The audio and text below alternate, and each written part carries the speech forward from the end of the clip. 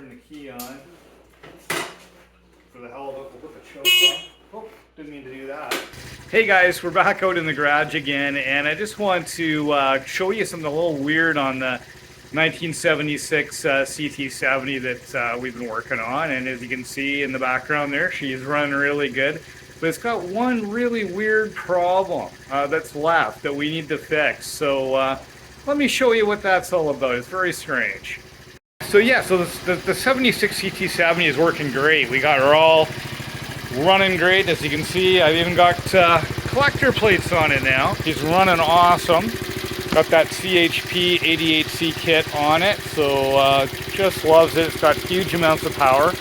But here's the one last problem we have left to fix on this thing. It's really quite annoying, and I guess it doesn't really matter too much, but it's just weird. Take a look at the position of the off switch.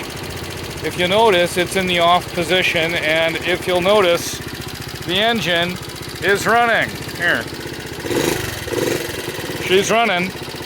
But that's one thing. You think, oh, well, it's just not hooked up, right? No. It's hooked up. Watch what happens when I put it in the on position. Yeah, that's a problem. So to actually get this bike to run, and it confused me for a while, you have to have it in the off position to get it to run. Weirdly enough. So that's what we're gonna fix today. So you know what? Let's get after it. Okay guys, I've moved the bike into the garage to make life a little bit easier working on it. But essentially what we're gonna do is we're gonna come over here and we're gonna take this this stop switch mechanism off of the bike, okay, which is actually, you know, this is all kind of one piece. So, you know, there's a couple of bolts under here that we have to undo. We'll show this in a minute. We'll take it off, and then we're going to actually replace the mechanism that is inside there, and I will show you that. So, hey, let's get after it. Let's crack on. Okay, well, the first step here is to actually remove this part of the mechanism. Now, obviously, you've got your brake here, we've got our throttle here. We are going to have to dismantle a little bit of this, but essentially it is just two JIS / aka Phillips screws that are on the bottom here that actually allow these two pieces to separate. There's actually a wire that runs down through the handlebars here into the headlight housing that is what's actuating this switch, and that is what we're going to need to replace. We're going to replace the whole line all the way down. So we're gonna have to open up the headlight housing as well to put the new part in there. So hey, let's crack on. Let's get after it.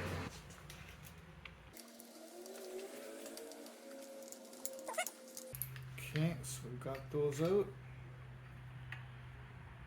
Okay, and there's our offending piece right there. So let's see. Looks like I knocked the wire off as well. Obviously that was on there because it was working. It was just working backwards before. So, but in any event, relatively academic at this point. We're going to be replacing that. So now what we need to do is we now are going to need to go and get this the rest of the wire out from down here from the headlight housing, and that's what we're going to do next. Okay, just before we go any further, I just wanted to kind of show you where the wires run through the handlebar for this. It's possibly really obvious, but you know, sometimes things aren't that obvious. I want to actually show you. So obviously it runs in through here, and when the throttle is on, you basically don't see this until you take this, take the mechanism apart here. So it runs through here, and it only goes down a few inches and comes out right there. And then it goes down into the headlight where all the other wiring is, right? Into that mess of wires, which I'm sure you're all familiar with. So anyways, that's the process. So what we're going to do now, we're going to take that headlight housing off. We're going to take this off. We're going to get in there. We're going to figure out which couple of connectors are holding those wires in, and then we're just going to pull them up all the way up and pull this thing right out of here. We can't do that just yet because of course they're running through the handlebars and into there. So that's the next step, to open that thing up and take a look in there. Okay, let's do it. Okay guys, so now we're going to take the headlight housing off. We're going to find those wires for the stop switch in here somewhere. It's always exciting. Now to get this off, normally, again, this would just be a simple, JIS/Phillips screw. On this bike though, it's a little different because this bike had it all rounded out. What if all the threads were gone, what have you? So I actually tapped in a just a plain old, what is this, a hex screw? Actually a hex screw. So yours isn't going to be like this. You're just going to use your JIS screwdriver to take out this little screw there. I'm going to file that in my tray so I don't lose it. And let's take a look in here and be a little cautious because we don't want to lose anything or mess anything up here. This actually doesn't look too bad. We've got a nice new wiring loom in here. So what I'm going to do is I know that this wire here, I know that wire there is the one I want. So I want to just wiggle that around here a little bit so I can find where those connectors are.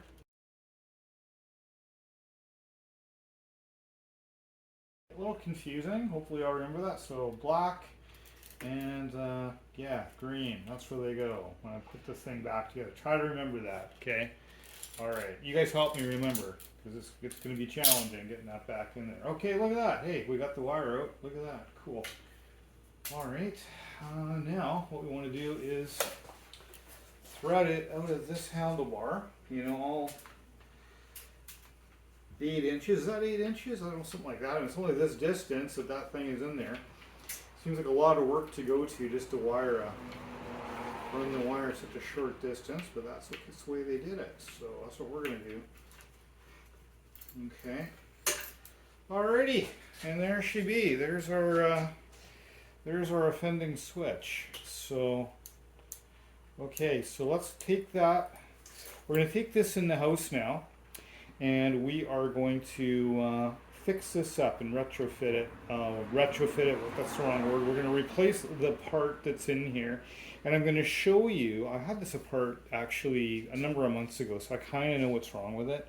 But I'm going to show you why it was doing what it was doing and why I had to order a new part. So yeah, that's going to be the next step. So hey, let's crack on. Okay guys, well we're moved the operation into the house here so we can actually see what we're doing just that little bit better. Because this is one of those things, believe it or not, is fairly fine work. So there's a small little split key that holds this on. So there's actually a pin that goes through here, and then there's a split ring down here, a very tiny one that actually holds that on there, and it's actually beneath that. Or we'll see in a moment here. It's actually beneath this area where the contacts are. So let's see if I can take this out. I've got a very, very, I don't know if you can see it on the camera or not, but I've got a very, very small flathead screwdriver here that I'm looking at this with. And I'm going to ever so carefully try to take that off without losing it across the floor. Because if I do, I'm in big trouble. Because we're really hard to source that split ring. Just ever so carefully trying to take that off. Just about there. I don't think you can probably see that, but it's this split ring right in here that I'm working on. Okay, so trying to put my hand over it so if it falls off and doesn't go across the rim. There it is. There's our little invaluable split ring, if you can see that. Put that over here so we don't lose it. And now, if we take a look on top here, things already kind of have fallen off upside down, but you get the idea. That's what was holding this on, and as you can see, as I was mentioning, there's a pin here. There's also, if you notice, very tiny ball bearing there as well, which we also must not lose, okay? And in here, you'll notice that we have 2 contacts, okay? And the problem with this, and I have no idea what the history of this bike is and why, but this bike has, interestingly, I'm gonna take that bulb ring off so I don't lose it. There we go. Put that back over here somewhere so I don't lose it. That's our main contact there, right? And so as you can see, when this contact is touching both of these, okay, that's actually what turns this thing off. But if you'll notice, when it's in that position, okay, which would be straight up and down, that is the run position, and that's where it was grounding out. So we've got two wires. You saw me take them off, right? So we're just thinking about this logically. We've got two wires. We've got ground, and we've got, you know, power, right? So when it grounds out, when these two wires, when these two terminals touch, that's what's going to kill the bike, right? But on this one, this has got the wrong style insert here, the wrong wiring loom, if you will, for this particular switch. So somebody, and it looks like it's been in there a long bloody time. So it's probably somebody decades ago, I don't know when, but certainly not recently, I'm guessing put the wrong wiring loom into this switch, because it's definitely the wrong one for this style of switch. And that's why, you know, we had to have it, you know, away from those. Again, you know, you can see you've got one terminal there, or one contact there. When it grounds those two out, that's it, it's off, and you can see that's in the, you know, the run position. Turning it this way would allow it to run. As soon as you put it in the run position, it's going to stop. Let me tell you, I was trying to hunt for spark on this thing for quite a while before I finally clued into that, as you can imagine. Anyways, that's what we're here to solve today. So let's get this out of here. I would like to do this more elegantly, but you know what? I'm just going to cut this off because I'm not saving it. Done. We're going to get that off and out of there. Okay, good. What we've got here, and this is where we find out if I ordered the right part or not, because as you can tell, I've not opened this puppy up yet. I hope I did. I hope I did. We're going to find out. So we have our OEM Honda kit here. Oh, and look at that! I didn't have to be so worried about the, you know, about the split ring. Because look, there's another one there in the package. Isn't that nice? Oh, a nice shiny new knobby too. Although I think I like my old one better, so I think I'll reuse the old one. And let's take a look at this one. Let's see how this one works. If you remember, that's our old one. That's how it looked, right? See the difference with the new one? With the new one, when you have it in the center, when the contact's in the center, it's not actually contacting anything. It's actually, you know, it's fine. When you, or you know, it's just touching the power. Well, actually, on this, when you turn it over, it's now touches the ground and the power off to the side, and that's the way it should be. So this is what should have been in that switch, the new part, and that's what was in this switch. That also took me a little while to figure out, eh? Isn't that weird? Anyways, okay. And you know what? For those guys out there that are a lot smarter than me, maybe there's something I'm missing here. Maybe could I have fixed this some other way than replacing this part? I'd love to know, because frankly, I don't know. But yeah, not a clue. But anyways, this is how this goes back in here. Run the wire back through. And yeah, you can kind of see it's got a little half moon shape there where you stick her in, so let's do that. Hopefully it all fits. Yeah, it looks like it's going to fit nice in there. That's good. Okay, so that's that. Yeah, I'm just looking at this. I was just thinking it would make good sense to have something that holds this wire inside here, but I don't actually see anything for that, so I guess it just floats there, or just sits there. Okay. Now, I noticed they've got a little spring here with this one. We didn't, they've also got a new terminal contact, which would be that they're using an aluminum or steel. I'm guessing it's aluminum contact here. Our old original has copper. I'm sticking with the copper and the older switch because I just think it suits the nature of the bike a lot better. They've got, interestingly, they've got this spring here. I frankly don't know where that spring would go or if we need it. I don't think we need it. I mean, it wasn't in the other one. Or do we? Do we? That's a good question.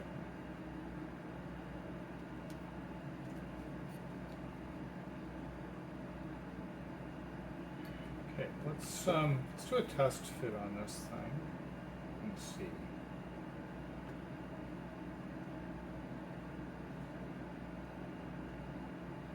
Well, actually, you know what? There is a spring in this. You know what? There is a spring. I'm just not seeing it. It's right inside there. It's right inside there. So, you know what? We can just reuse our old spring as well. Yeah. Okay, well that makes good sense. So our ball bearing goes on top of this, like that. And then somehow we have to get this into there without losing the ball bearing. This is fun. So I think what I'm going to do is do this upside down. Make sure I get my orientation correct first. Yeah, that's going to go that way. So I'm going to try to hold this together. And then kind of like that. Come on, you stay in there. If I pull tension, yeah, I'll pull tension on the wire. That's what I'll do. And we'll do it this way so the ball bearing doesn't fall out. Like that. Okay. Yeah, well, and there you go. I can actually feel that spring working now. Okay, that makes good sense. Okay. And we're going to leave it like that. Just hold it down. Oh yeah, that spring is working. So now you see what I've got to do. While holding this down, I now have to get this snap ring back on there. This is really going to be fun. Let's see what we can do. So we can drop that down there, sort of. Where's my screwdriver? Oh, right in front of me. So if I can get that on there.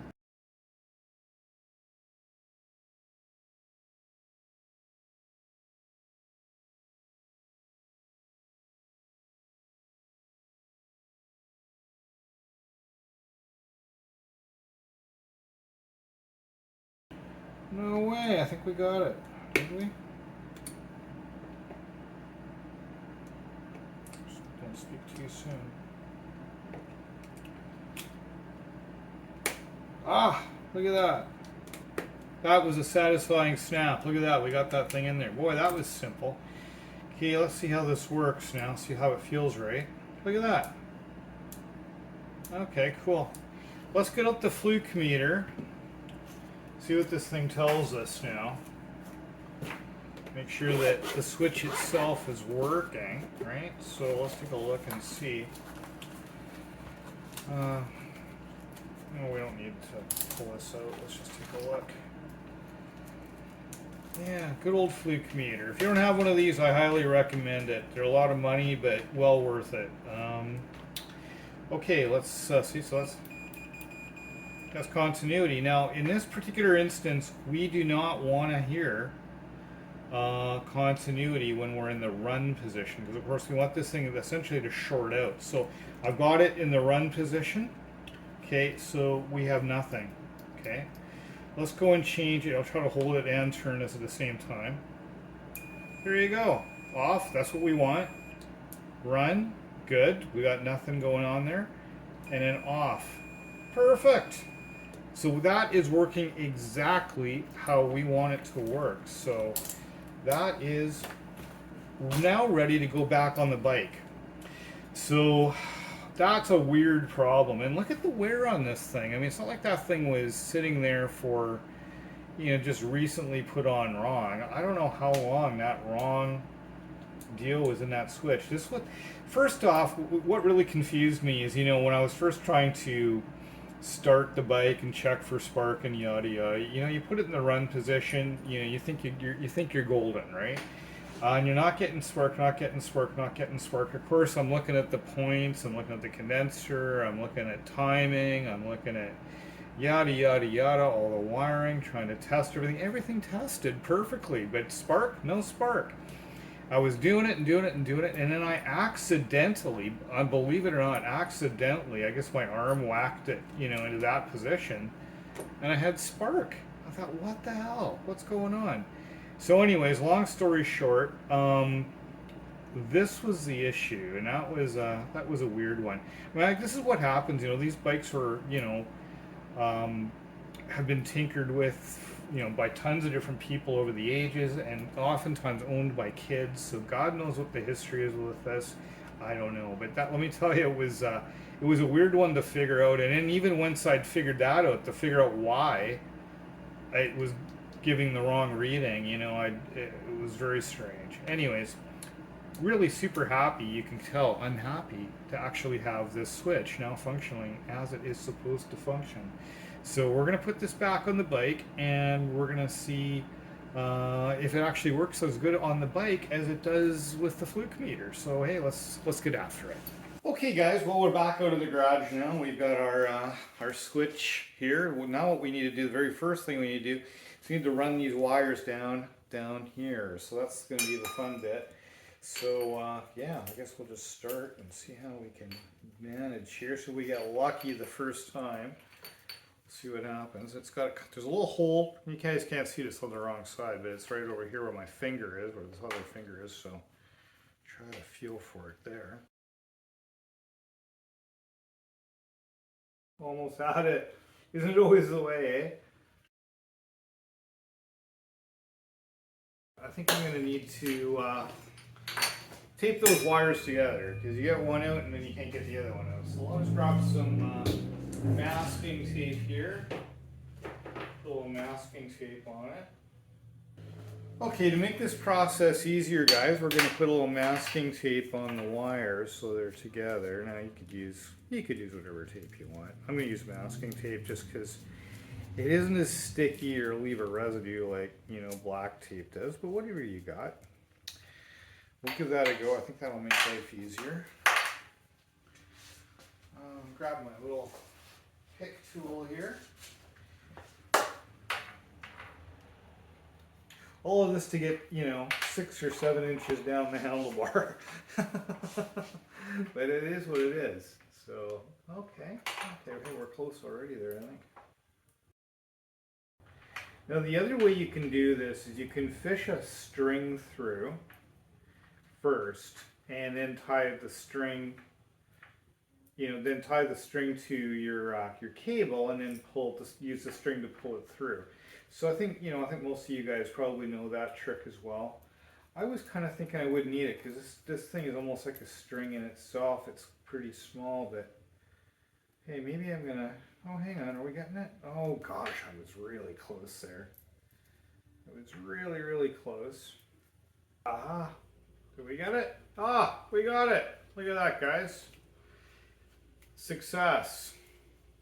Taking a little bit of tension off it and farting with it, we got her. So, alright, I'm sure it'll be a lot easier for you than it was for me when you guys do this, but yeah, we got her on there, so that's good.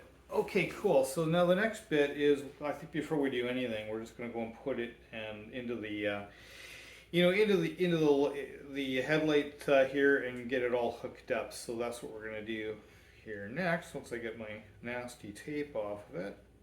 Okay, so we want to lead this down where we want it to go. I want it to go on the inside of the handlebars, and then I'm going to want it to go into the back of the headlight there. So let's just see if we can around this way. And then here, I'm just thinking about it. I should have left that masking tape on until I fished it into the headlight mechanism. Oh well, you guys would probably know that yelling at your screen right now. Anyways, case are off. Okay, we got that on there. Got that in there, I should say. Now to plug it in, if I recall, green goes to green. Good, and then black goes to black. All right, nice and logical. Okay, good. All right. Okay, and then we're gonna put our headlight mechanism back in here all together. Okay, we got that on there. We've got the switch all threaded through there. Now it's just a matter of putting the whole mechanism together with the throttle. So that'll be the next fun bit. Okay guys, I'm going to try to give you as good a look at this process of putting this back together again as I can. Because some of you may be looking at doing this for different reasons. Maybe even just putting a different throttle cable on or what have you. So let me just take this right off and I'll show you how this kind of works. So you'll see this is the end of our throttle cable, where our throttle cable goes. This just, you know, drops into here. And then you'll notice though that we've got this little ledge here. That is a really important piece, and that actually will end up on this portion of the, you know, of the holder of the mechanism, of the housing. I guess the housing, right? So let's go and put this in. Well, actually, before I do that, excuse me, let me put this back on. Okay, so that's what I'm doing here. I'm putting it in that little hole. Okay.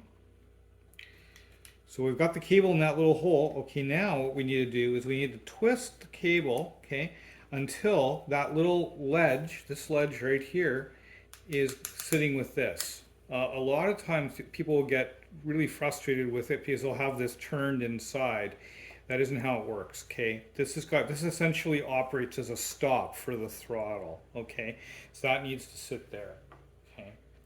This then comes up here and goes on top. Now I see that my cable here needs to be pulled out a little bit. We've got too much slack here. We need to pull some through the handlebars before we can do this. So this has to be pretty tight. So I think right about there. Yeah, I think right about there. Now again, I'm going to make sure that that shoulder's on there. It is. Okay, and we'll put this on top.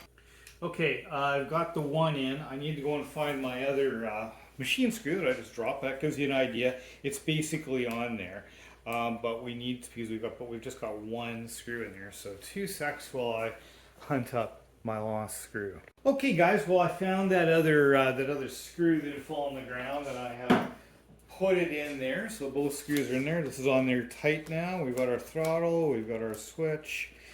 Yada yada. So you know what? Let's go and let me move the camera a little bit here and let's see if this thing will work correctly for us or not. Let's just give her a go and see what happens. So let's see if I adjust the camera a little bit, move you back a little bit. That should be pretty good. So I am going to start the bike up. And we're going to see if it will start in the on position. So you just have to trust me, because you can't see it, but I am in the on position here. And we'll turn the key on.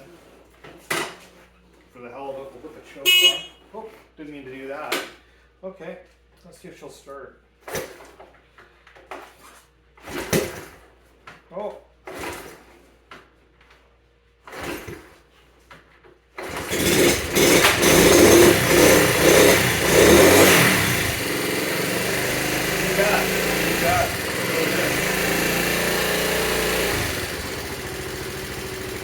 Alrighty, let me take you off the stand here. Okay, let me take you off the stand, and let's me show you that it is in the on position here, running.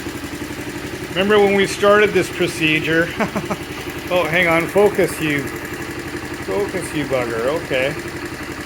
So yeah, so we're in the run position there for sure. And what happens when we turn her off? Oh, look at that success. That makes me happy, because that was driving me crazy. It's a dumb thing, and it really didn't matter, I guess, that I had to have it off to be on, or on to be off. But it did drive me a little bit nuts. So I am actually quite happy that we got that done. And hopefully you enjoyed this video. I don't know if this will ever help anybody, because frankly, I think that's a one-off weird situation that probably only I'm gonna ever encounter. But hopefully you guys enjoyed it, and yeah, so thanks for watching, and please like and subscribe. I could really use some more subscribers. So if you can, you know, if you half enjoyed this video, if you can subscribe, I would greatly appreciate it. So that's it from here for now, and yeah, have a good one, guys. Bye for now.